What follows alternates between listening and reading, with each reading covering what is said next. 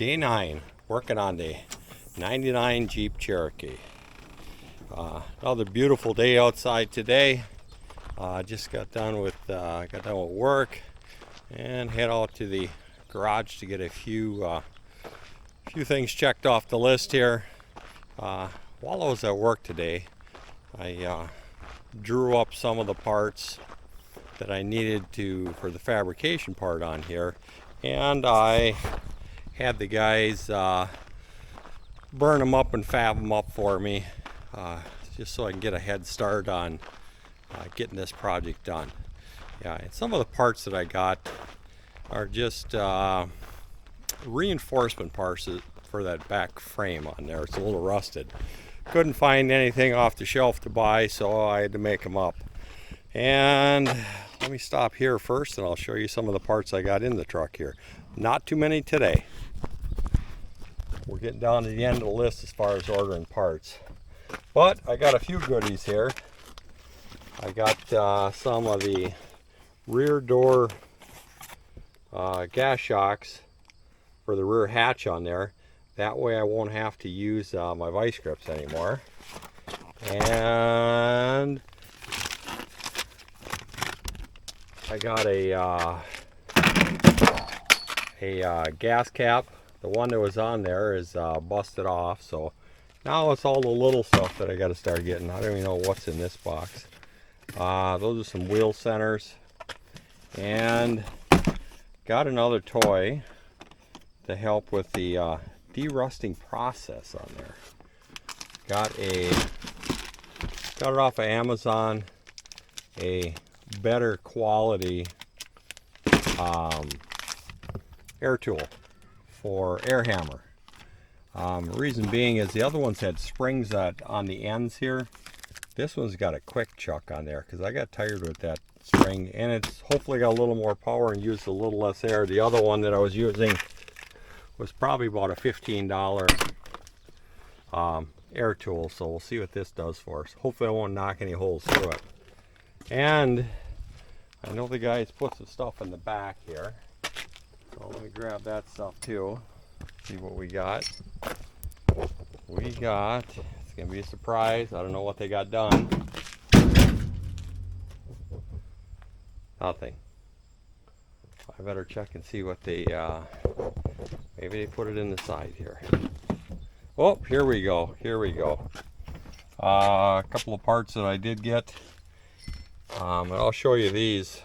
These are a part that I had drawn up, and it is for the stabilizer, rear sway bar.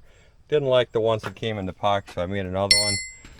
And a couple other parts that I made. I just made some little 22 gauge samples of this, and what this has got to get welded to the bottom side of the frame in the back, because all the center holes and mounting points are rusted off. So I'm going to see if this little sample works right here, and then I will turn that in. I'll burn these up out of probably some 7 gauge or 1/4 inch. And the other part they made up for me, I drew this up. It is the back end of the unit where the bumper bolts onto. The holes are a little rusted on there, and I'm going to make this up out of probably 10 gauge if I see that it fits. And also what this will do is a little more bolting area for the bumper surface, and a couple extra holes in here if I decide to beef up and do a little bit more for the hitch.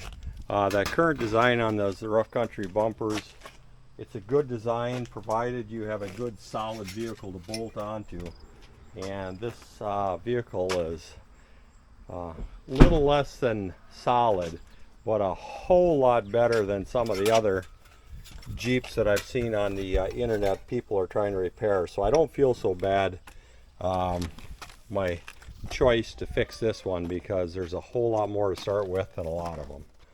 Let's get some lights on. We got more lights to turn on.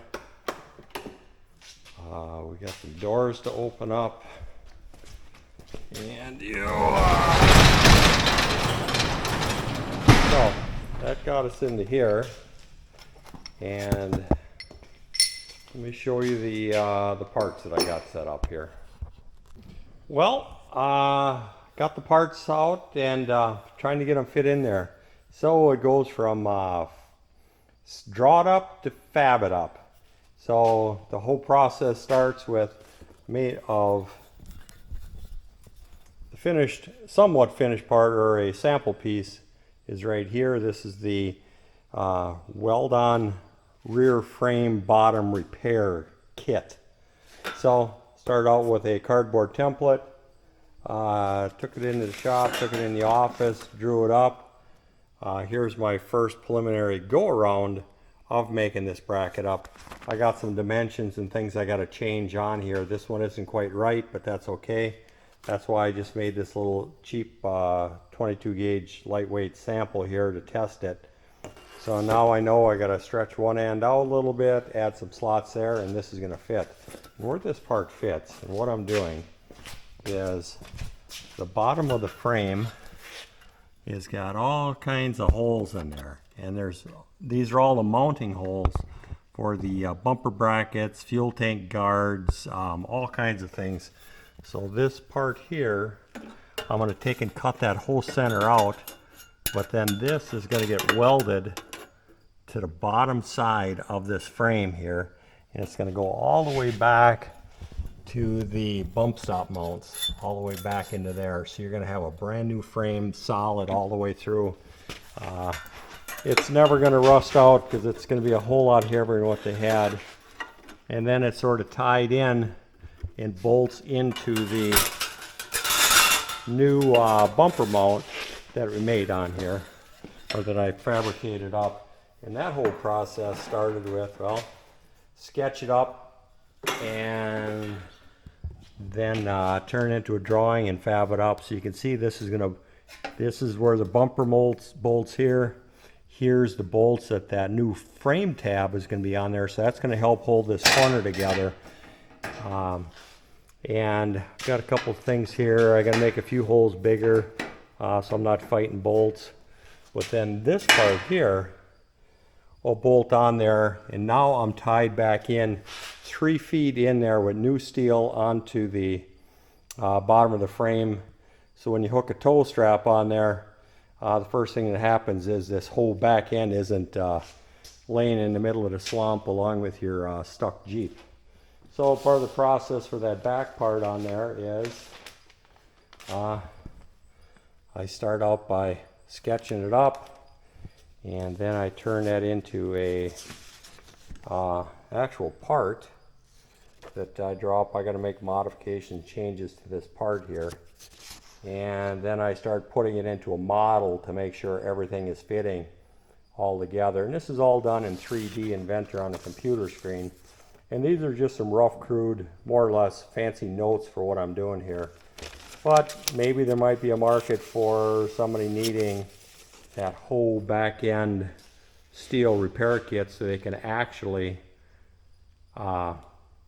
use a bumper for other than looks on there to tie this together. So that's getting put together there. Got to go back to the shop, make my changes, and make new sample parts and put them in this weekend. And then on the other parts is the sway bar. Same process with that. I'll show you that bracket once I get that installed, and I'll show you what the original was that they sent with that I didn't think was good. So show you when I get that sway bar bracket on. Well, tonight it's hot out here, or at least for Wisconsin, or hotter than what I like it. We're going for the easy win tonight. We're going to put a freaking gas cap on here. Isn't this going to be exciting? This thing was packed with a wasp nest in here. And I'm not sure what this deal was or broke off, but hopefully no water got in there. Yeah. Wow. Look at this. I got a win. Maybe. Oh, no. No.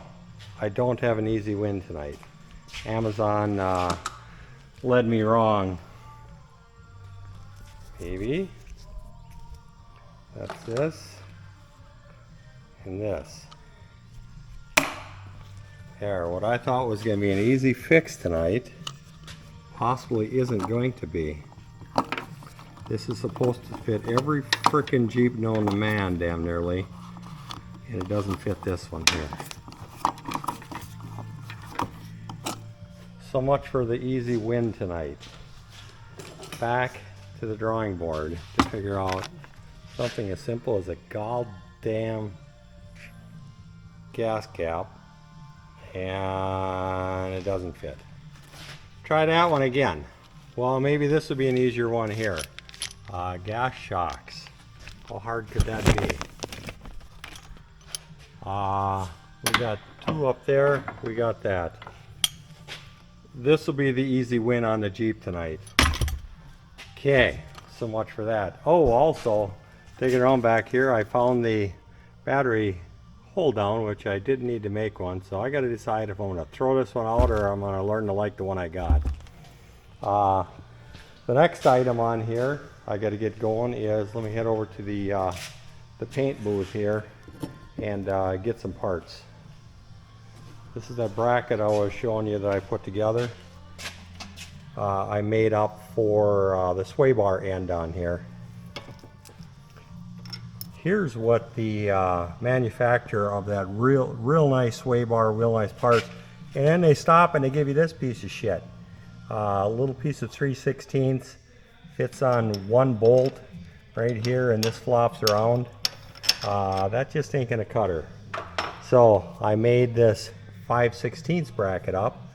That fits on top of here, and these bolts go back into here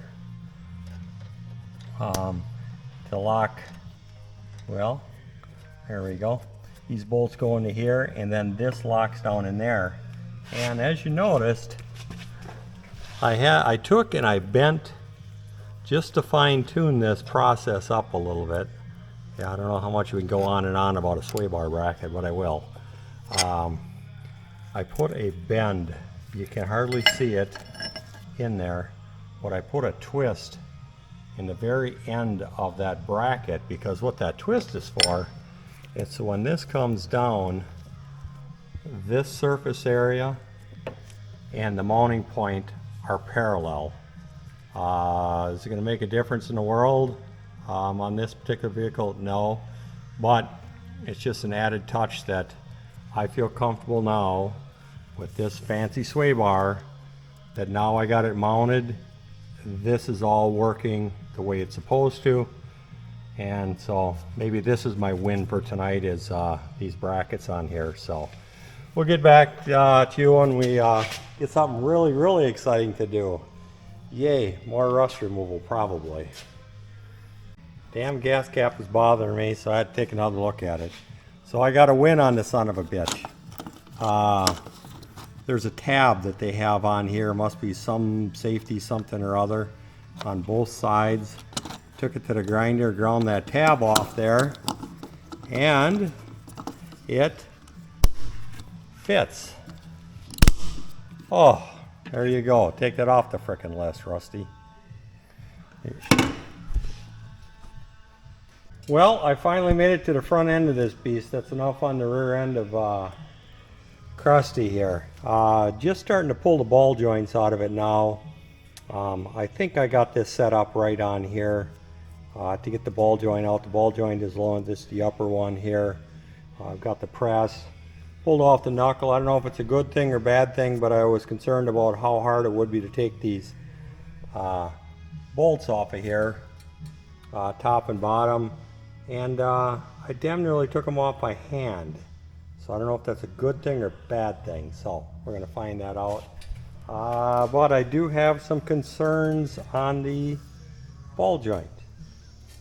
The ball joint that I have has an eccentric on it, and I don't think that's what I have in here.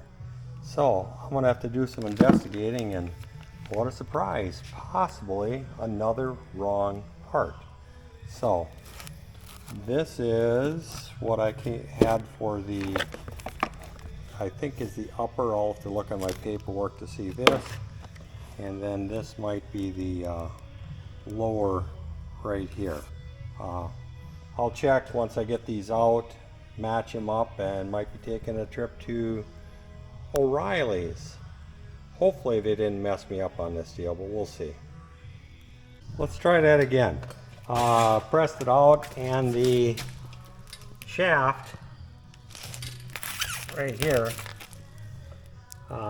popped through the cap on the ball joint. So I had to stack it up, put a socket in here, and try it again. I never seen that happen before, where that shaft pops through the cap on there. So we'll give this one a shot and see what happens. Well, that's it for day number 9. Gonna make it a short night out here tonight. Still light outside. That's a good thing. Had a couple of wins. Had a couple of losses on this project. They did send me the wrong, called up O'Reilly Auto. They gave me the one that had the camber or caster adjustment in there. I don't need that. I just need the straight one here. So off to O'Reilly's, exchange parts tomorrow, and keep hammering away. It'll be Friday night tomorrow, so I can have a little bit later night in there, and then I've got most of Saturday and Sunday to work on this project to see if I can maybe get her down on the wheels. We'll see. I'll let you know if we do. Thanks for hanging with me all the way up until day number 9 on this project. Thank you for watching Alan's Day. Life is about making choices. Some things are already perfect. Some things you may choose to upgrade. This channel will show you both. Please like, subscribe, and share. Thanks again.